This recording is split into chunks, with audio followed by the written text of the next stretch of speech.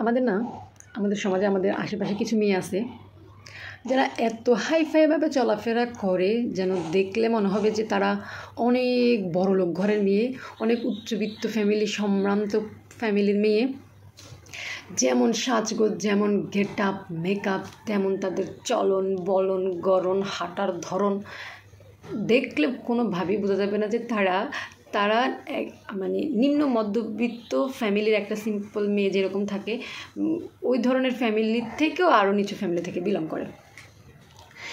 কিন্তু এদের চলন বলন দেখে কেউ বলতে পারবে না। কদিন পর পর দেখি ফেসবুকে ছবি দিবে, কক্সবাজারে যাচ্ছে, রাঙ্গামাটি যাচ্ছে, সাজেক যাচ্ছে, অমুক, মানে যত নামি দামি এবং ফেমাস যত জায়গাগুলো আছে ওইগুলোতে যায়, ছবি দেয়, ডিএসএলআরের ছবি, হাতে আইফোন, কত কিছু। এবং তাদেরকে দেখে অনেকে কিন্তু সন্দেহ করে যে এদের ইনকাম সোর্স কী। বাপ মা তো নুনন্তে পান্তা ফুরায়, নিজেও কোনো কাজ করে না, তাহলে এদের ইনকাম সোর্স কী? মানুষে না খুবই সমালোচনা করে এলাকার মধ্যে এগুলো নিয়ে। আসতে যাইতে শুনি আর কি। আবার আমাদের কাছেও জিজ্ঞেস করে, যেহেতু দেখা যায় অনেক সময় পাশাপাশি থাকে, এই প্রতিবেশী থাকে না, তো প্রতিবেশীকে সেরকম জিজ্ঞাসা করে, তাদের আড্ডার কোনো শেষ নেই। ওমা স্টোরিতে দিবে গাড়িতে করে ঘুরতেছে, কারে করে, কোথা থেকে আসতেছে এগুলো, তাদের ফ্যামিলির 14 গোষ্ঠীর কেউ তো কার নাই। তারপরে দেশে থাকতে তো এগুলো লুকাই করে, চেপে করে, হ্যাঁ, দূরে গিয়ে করে, এলাকার বাইরে গিয়ে করে, ফাল্লা জেলার বাইরে গিয়ে করে, দূরে গিয়ে করে। কিন্তু কেমনে কোনোভাবে ফুল একটারে পটাইয়া, বড়লোক একটারে পটাইয়া কেমনে টুস করে কোন দিন বিদেশে চলে যায়। ওমা বিদেশ যাওয়ার পর থেকে তো তাদের আরও চেঞ্জ, যেগুলো এতদিন দেশে করতো লুকাই এখন করতেছে মানে ডাইরেক্ট খোলামেলাভাবে করতেছে। এখন ফেসবুকে স্টোরিতে দিবে, ডাইরেক্ট বারে গিয়ে খাচ্ছে, ডক করে খাচ্ছে, উড়াচ্ছে, টানতেছে, এগুলো খোলামেলা স্টোরিতে ছাড়তেছে। হ্যাঁ, বারে গিয়ে তারপরে যে মেয়েরা ডান্স করে ওগুলো ছবি তুলে দিচ্ছে, যেন আমরা বুঝবো না, যেন গুগল থেকে নিয়ে দিচ্ছে স্টোরি সেটা মনে করবো। দেশে থাকতে যাদের এই অবস্থা ছিল, তারা যখন কোনোভাবে কারো হাত ধরে বিদেশ যাইতে পারছে, তারা যে এগুলো নিজে গিয়ে করতেছে না তার কি গ্যারান্টি আছে?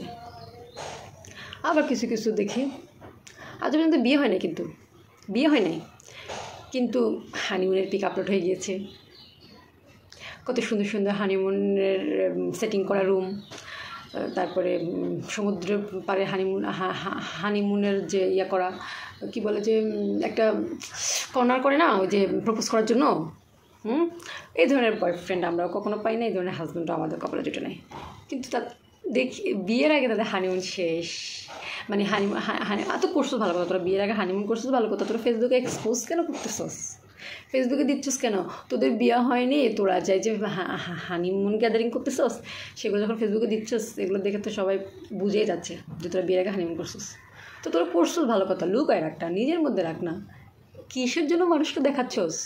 মানে এগুলো দেখে মাঝে মধ্যে হাসি যে তোরা দেশে থাকতে ছিলি একরকম, এবার যাই বড়লোক ফোলার হাত ধরে বিদেশ যাই, এখন করতেছস খোলামেলা। মজার ব্যাপার কি জানেন, এরা বাপ মাকে পর্যন্ত ত্যাগ করে দেয়, ফ্যামিলির কাছে আর আসে না। মানে বাবা মাকে কিন্তু ঠিকই টাকা পাঠায়, ওই বড়লোক বয়ফ্রেন্ডের কাছ থেকে, সুগার ড্যাডির কাছ থেকে যেগুলো নেয় না, সেগুলো দিয়ে কিন্তু বাপ মারাও চালায়। ওই যে বাপ মা বস্তিতে থাকে, বস্তিতে কষ্ট করে যে বাপ মা থাকে, নুন আনতে যে পান্তা ভরা, তাদেরকে ওখান থেকে বস্তি থেকে টেনে তুলে আস্তে আস্তে একটু ভালো পর্যায়ে নিতে হবে তোদের, সেটা কিন্তু মাথায় আসে, কিন্তু এলাকায় আর আসে না, কারণ এলাকার মানুষ তাদেরকে দুটা দিয়ে ফিটাবে।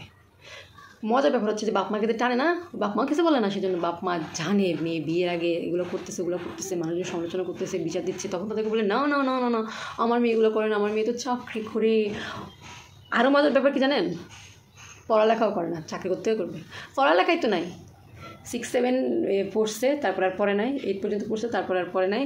এবার তার বাপ মাও বলে কি আমার মেয়ে চাকরি করতেছে।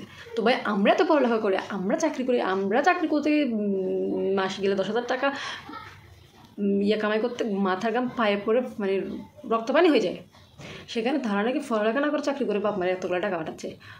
এখনকার যুগের বাপ মাগুলো কীরকম হয়ে গেছে, হ্যাঁ, মানে ভালো খাওয়ার জন্য, ভালো পড়ার জন্য, ভালো থাকার জন্য মেয়ে যত অবৈধ কাজ করতেছে সবগুলো মেনে নিচ্ছে তারা। মানে কথাগুলো আজকে বলার একটাই কারণ, এগুলো দেখে ফেসবুকে আছে তো ফ্রেন্ড লিস্টে পরিচিত, তো দেখে মানে ভাবি কি হয়ে গেল মানুষগুলা। মানুষ সবসময় খারাপ জায়গা থেকে আস্তে আস্তে ভালো হয়, আর এখনকার বাবা মাগুলোও না আস্তে আস্তে মানে ভালো একটা সময় থেকে আসছে, কিন্তু তারা সেই যুগটা থেকে এসে এই যুগের সাথে তারাও মিলে গেছে। এগুলো দেখে ভাবি।